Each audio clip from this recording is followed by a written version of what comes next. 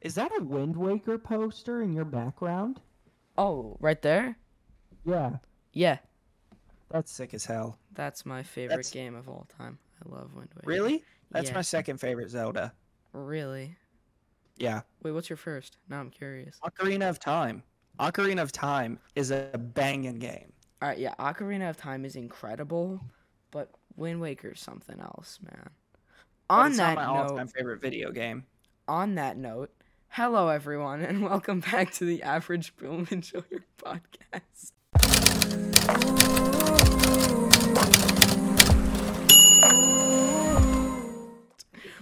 Today I am joined by my co-host, Trey the Film Noob. How are you doing today?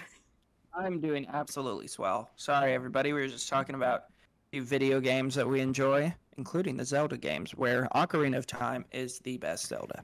Okay. Today we are talking about an absolutely spectacular film, Cool Hand Luke from 1967. It is 2 hours and 7 minutes. It has a 4.1 on Letterboxd and 8.1 on IMDb, a perfect 100 Rotten Tomatoes tomato meter score, and a 95 audience score. And in my opinion, all of these ratings are totally, fitting to what this movie is. 100%. And I have it at 5 stars. I believe you have it at a 4.5. Since you liked it a little less than wow, me. you gave it a 5. I know you were on the edge, but you went with the 5-star. I respect that. Since My you first liked it- question. Oh, yeah, go for it. Yeah, no, my first question for you is: does this break onto Jagger's top 100 of all time or top 50? Definitely top 100. I don't think top 50, though. Okay. However, Okay. on my ranking of our 250 movies as it goes, I believe this is number 3 for me. Just Because behind. number one still Iron Giant? Number 1 is The 400 Blows, which I hold as a perfect film. Oh, okay, and then Iron Giant, and then this. Yes. Okay. Now, yeah. if we are talking about the 250, which of course we are, because that's what we're doing, Mhm. this movie, in my opinion, holds a lot of inspiration for the number 1 on the 250, which is Shawshank Redemption. 100%. However, I genuinely, wholeheartedly prefer this. Yeah, I mean, I can totally see that. I think there's definitely an argument to be made for both sides. I don't think this. I think it's very close, but Shawshank edges it out for me. But I really enjoyed my time with this film. Paul Newman is just that guy. Like, he's such a badass in everything he does. He's like, God, he's one of because I was talking to my buddy Ben while I was watching it last night, and we were like talking about all these different Paul Newman movies, and we were like, he just plays like the coolest guy in every movie he's in. You're just like, man, I wish I was Paul Newman. Like The Sting, or The Color of Money, or Butch Cassidy and the Sundance Kid, or The Hustler. Even the Cars movies, he plays Doc Hudson. Like, my man is just like, he really knows what he's doing. And I mean, I can totally see. He ate 50 eggs in an hour. No one eats 50 eggs in an hour. No one eats 50 eggs. Yeah, I can definitely see the comparison between this and Shawshank, but even more, I see the comparison between this and One Flew Over the Cuckoo's Nest, which I have just recently watched for the first time. And I feel like if you were to kind of like take different parts from each of those movies and put them together, it would be Cool Hand Luke. God, and I hate to be this guy, but I'm going to throw some spoiler warnings in for Cool Hand Luke, Shawshank, and Cuckoo's Nest. This movie is a lot like Shawshank for a great amount of it. And although I say it quite a bit to a lot of people, Shawshank plays its ending very safe. And it really, it has the goal of appeasing the audience. And it clearly did that, but I think it played it too safe. So if you took Shawshank and gave it the horrific ending that was the ending of One Flew Over the Cuckoo's Nest. God. Where he, like, what is it called that he gets? He gets a lobotomy. Yeah, lobotomy. And that ending made me like, oh, God. You know? And it's one of those endings. So this has a similar ending to that, where it is a completely hopeless ending. Which I think, when done correctly in a movie, is a great way to play your cards. Because it's an ending that sticks with the audience. So if you took the otherwise phenomenal film that is Shawshank Redemption and gave it the phenomenal ending of One Flew Over the Cuckoo's Nest, you're gonna get a phenomenal film. And I think Cool Hand Luke did that. Yeah. And I think you hit it right on the head when you said it like sticks with people, because I still have I watched One Flew Over like a month ago, and I still have the image in my head of Chief like holding Jack, like a limp Jack Nicholson in his arms, like crying because he was like lobotomized, and it's just like, it's so heartbreaking. And I think this movie does a really good job of that. And I wanted to touch on one of the things I wanted to touch on was the cinematography. There were some outstanding shot decisions in this film, specifically the shots where they zoom in to the guy with the sunglasses when they're out working on the road, and they zoom into like the reflection on his sunglasses. I like ate that up. I thought that was so cool. I paused on that moment because there's something about seeing a movie that is from 1967 that has something that phenomenal. Yeah. And it does it great. Well, for a lot of this movie, I forgot it was from the 60s. Like, this movie felt way ahead of its time. This movie felt like a 90s movie, which is great. Yeah. Yeah, 100%.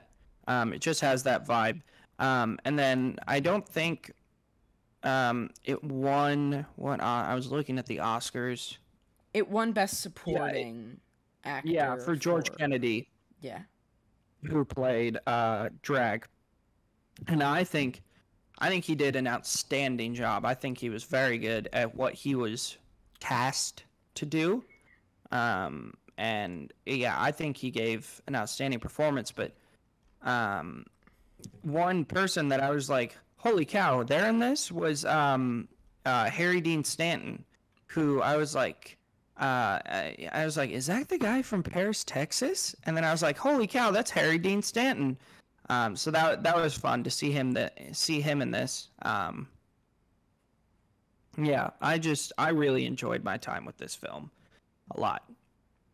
Yeah, I totally agree. I think this was an incredible movie.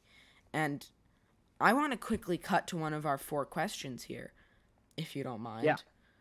Does this belong on the IMDb Top 250? Oh, 100%. I think it belongs 100%. Higher, honestly.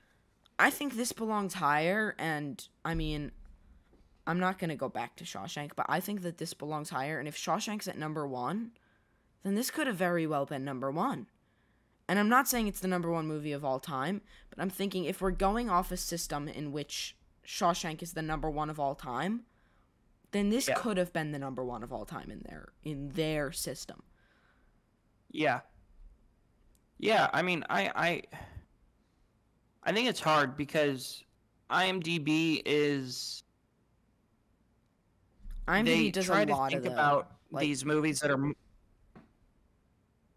Yeah, they try to think about movies that are accessible to like the general public, and so like if you were to re-release both of these movies in the theaters today, release The Shawshank Redemption, which is very, very good, and it's very well known, and it came out in, what was that, 90-something, 90, I don't remember, it came out in the 90s. I think, 97, I believe. 97, that sounds right.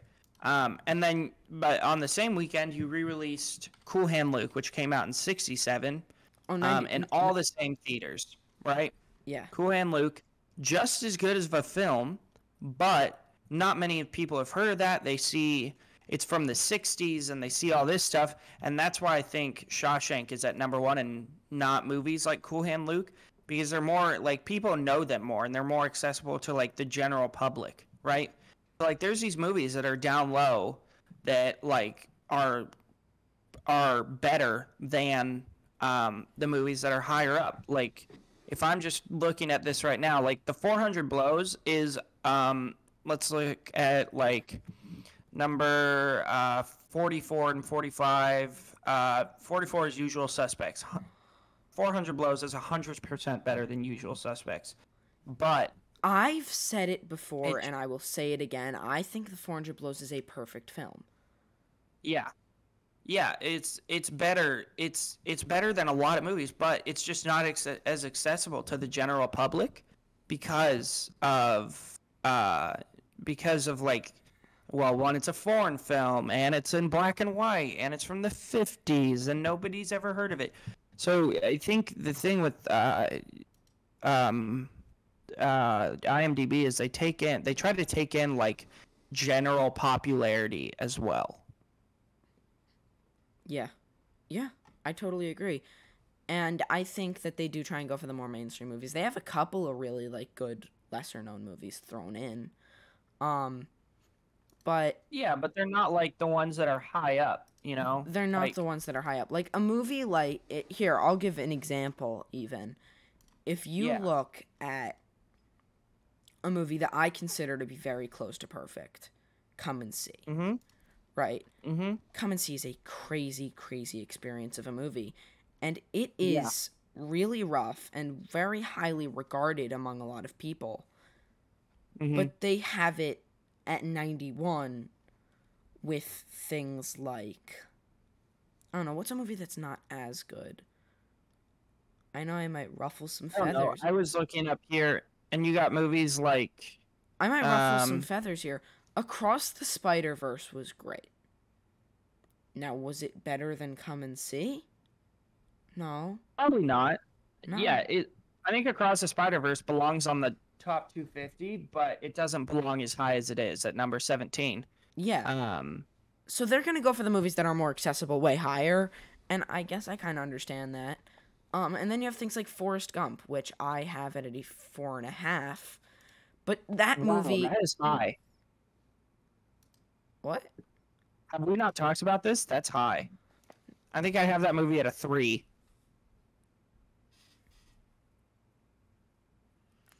Oh boy. Okay, come on, say it, Jagger. Don't hold it in. It's bad to suppress your emotions. Forrest Gump is a wildly influential film that inspired an entire generation of filmmakers.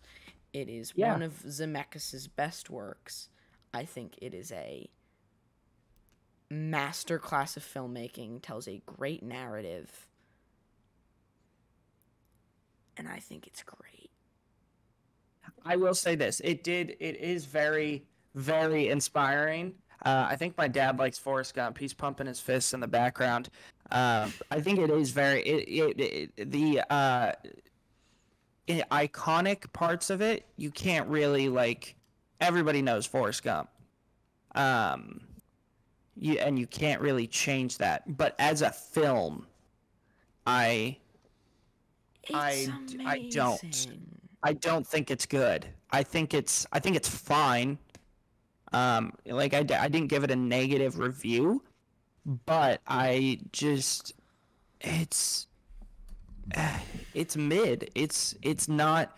Tom Hanks gives a fine performance. Tom Hanks gives a great performance.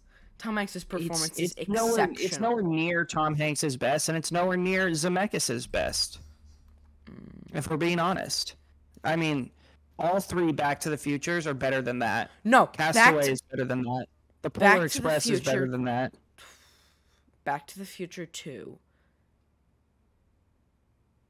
Are you going to make me go? Back to the Future 2 is better than Forrest Gump. Are you going to make me go there?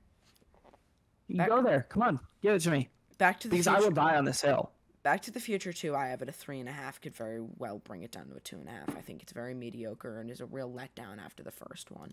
Back to the Future 3, I might have it like a 1.5. Back to the Future 3 is absolutely atrocious. Castaways, I mean, it's fine. The Polar Express is absolute nightmare fuel. Upon rewatching it, like, in our, like, recent times, it is a pretty horrifying experience. Who Framed Roger Rabbit is exceptionally okay, and A Christmas Carol was not good. I would say I didn't even mention A Christmas Carol. Okay, let's break this down. We got Back to the Future. This is the greatest time travel movie of all time. I will die on that hill. Back to the Future is absolutely incredible. One of the greatest science fiction movies ever made.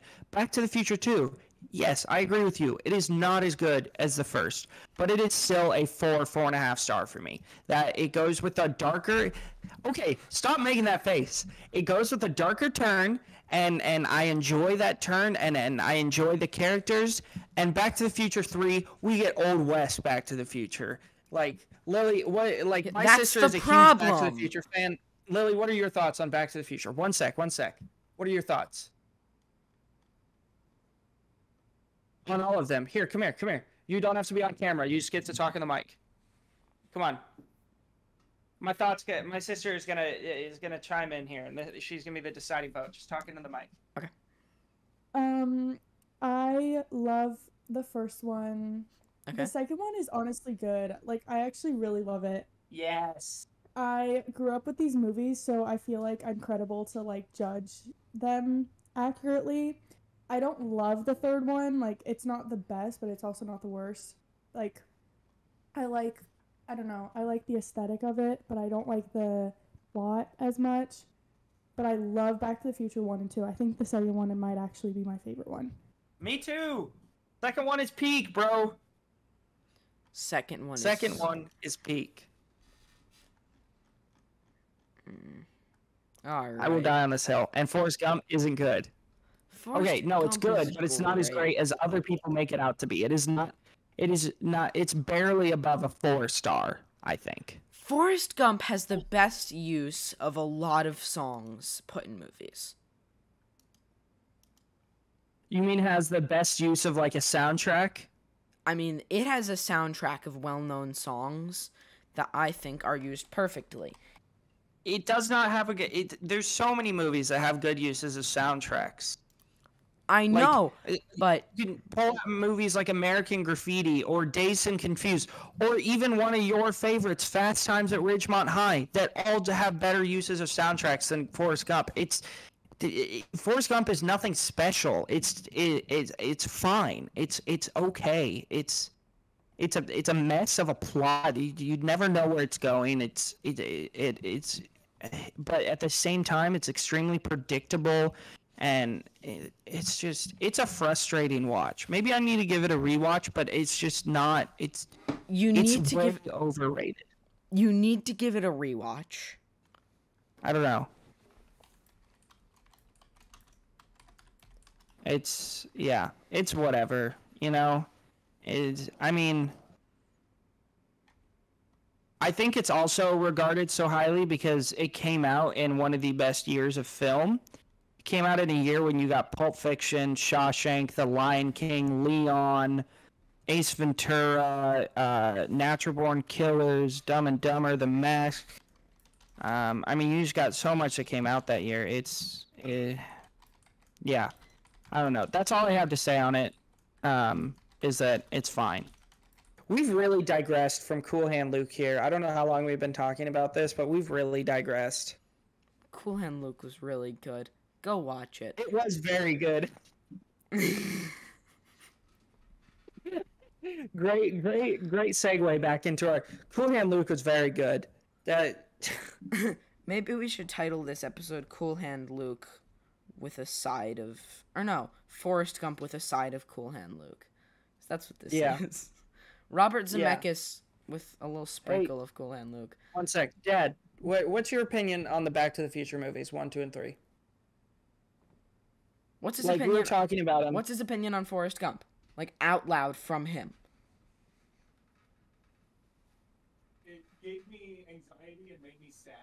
I saw it as a young man, and I couldn't put my finger on it. And I think that it's a no. No, I'm trying to pick up what you're saying. Here comes my father to give his thoughts on our 10-minute argument. I will say, Robert Zemeckis, not only Back to the Future 1, but also Forrest Gump, gave me anxiety, fear, and like a sense of dread that I couldn't put my finger on as a young man. And then when I watched them later with more life experience, I realized the messaging of the movie didn't hit home for me like at the age that I saw it. So I have like complicated relationships with both of those. But at the end of the day, both of those movies gave me an emotional reaction or made me think about my life in a certain way. And so mission accomplished as far as art goes. Yeah. Yeah. That's my father, ladies and gentlemen. He will be joining us for our Groundhog Day review. So you can be looking forward to that. Still trying to convince my sister to come on our podcast. We'll get her one day. But yeah, Cool Hand Luke, outstanding film, deserved all the recognition it got. Do you want to move on into the rest of our questions before we digress more into this Robert Zemeckis argument? I say we settle the Robert Zemeckis right here, right now. You don't like Forrest Gump. I love Forrest Gump. You like Back to the Future. I like Back to the Future. You love Back to the Future 2. I think Back to the Future 2 is perfectly fine. You like Back to the Future 3. I think Back to the Future 3 is just about as bad as following up The Godfather 1 and 2 with The Godfather 3. Yeah. Hey, really quick, do you remember the movie Mars Needs Moms? I'm just going through Robert Zemeckis' produced movies, and he produced a movie from 2011 called Mars Needs Moms, and I completely forgot about this movie. It's really bad, but I had a good time with it when I was a kid. Do you remember this movie? No, I've never heard of this movie. God, I'm doing the Letterboxd rabbit hole where I'm just like clicking on, oh, I forgot about this actor. Oh my gosh, I forgot about this movie. Like I'm looking at, have you ever seen That Thing You Do with, it's Tom Hanks' directorial debut? Huh? Tom Everett Scott, Liv Tyler, Steve Zahn. No. Oh, we gotta do a review on that movie. That movie's so fun. I love that movie. All right, yeah, back to it. Sorry, I'm distracting us. All right, Sorry, everybody. What were the other questions?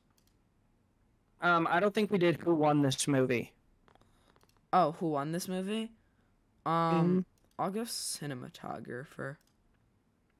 Yeah, who did it? I don't know who did that, but good job, you. For me, it was George Kennedy. Obviously, he won the Oscar. I think he gave the best performance in the movie. And he had, I think, what was the best character arc as well. So, lastly, could Luke beat Jack Torrance in a fight? Well, he could. I think this is a yes.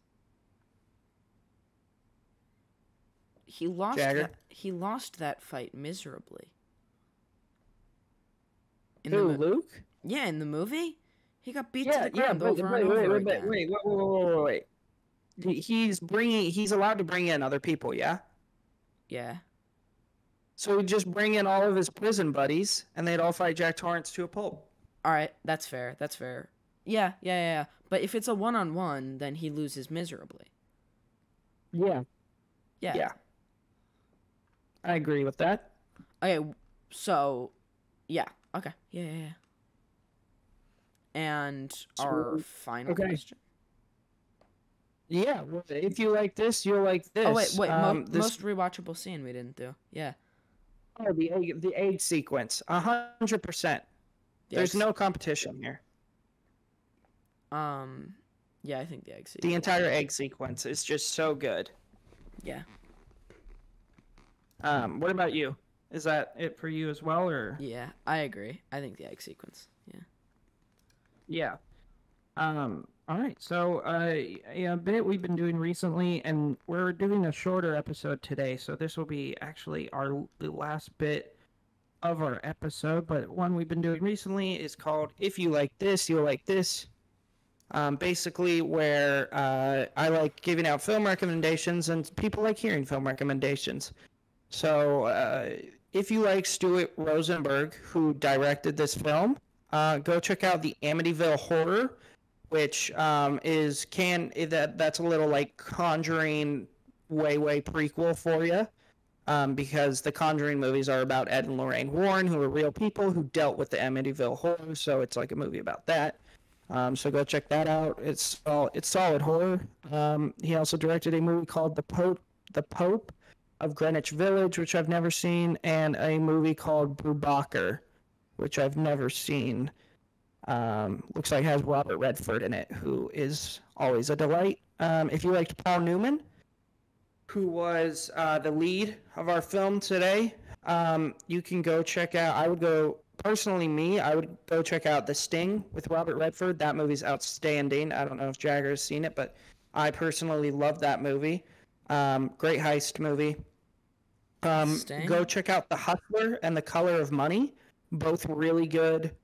He's in Cars as Doc Hudson, which is outstanding. Butch Cassidy and the Sundance Kid. Paul Newman is in a lot of really good stuff. And then if you like George Kennedy, who played Dig, I think that was his name. Go check out. He was in the Naked. Wait, go ahead, Jagger. Yeah, I think it is. That's what I'm saying. Yeah. He was in the Naked Gun movies. He was in Charade, which is, I believe this is like a psychological. Oh no, it's a comedy romance from the '60s. Go check that out. I've heard that's good. Spartacus, which is a Kubrick. He's in there as like an uncredited soldier, but an excuse to shout out his Stanley Kubrick classic, Spartacus. He was in Small Soldiers, The Dirty Dozen, the Clint Eastwood Thunderbolt and Lightfoot. Some really solid stuff. The original Death on the Nile, not the one that came out a few years ago, but the original from 1978. He was in that. He's been in some solid stuff. And if you like these like prison breakout type movies, heist movies, the movies we already talked about, Shawshank, One Flew Over the Cuckoo's Nest. You could go check out Ant-Man is a great heist movie, and it's Marvel, so the first Ant-Man is really good. I'm trying to think of heist movies that I haven't already shouted out. What'd you say? Oh, I don't know if Jagger might be muted. I can't hear him, but yeah, I mean, there's so many heist movies are just a general prison breakout movies are a good time. Shawshank, One Flew Over. Ant-Man is a great heist movie. Go check out The Sting, which is I already shouted out for Paul Newman. But I think that's about it for us today. Oh, Jagger, you're back. I can hear you now. Any heist movies you want to shout out? Any other movies you want to shout out? Did you already shout out Heat?